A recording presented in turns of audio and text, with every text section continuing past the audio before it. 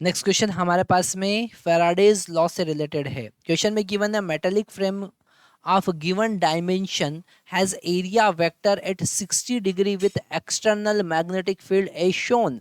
The frame is taken out from the field in 10 second. Find the average EMF induce in frame. तो यहाँ पर आप की point लिखेंगे Faraday's law of electromagnetic induction. आप लिखेंगे फैराडेज लॉ।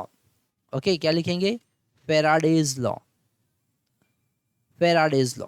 और फैराडेज लॉ क्या कहता है? EMF is equal to minus delta phi by delta T, change rate of change of magnetic flux. अब यहां पर अगर आप फाई इनिशियल बात करेंगे तो इनिशियल हमारे पास में होगा B into A into cos theta.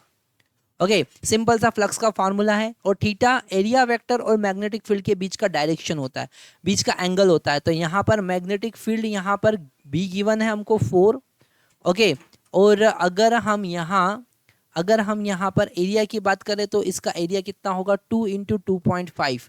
Area अगर हम बात करें तो एरिया होगा 2 इंटू 2.5, मतलब कि 5 मीटर स्क्वायर। तो यहाँ पर लिखेंगे एरिया का वैल्यू 5 कॉस 60 डिग्री। मेरे प्यारे बच्चों, कॉस 60 1/2 होता है। तो यहाँ पर 4 into 5 into 1/2 that is equal to 10 weber.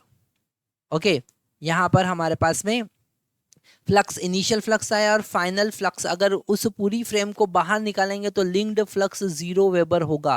Final flux कितना होगा? 0 होगा। अब हम यहाँ पर ईएमएफ का फार्मूला पुट करते हैं, minus 5 final minus 5 initial divided by लगा time T, that is average EMF. तो E is equal to minus 5 final 0 है, इनिशियल यहाँ पर 10 है और टाइम उन्होंने कहा 10 सेकंड में हम निकाल ले रहे हैं।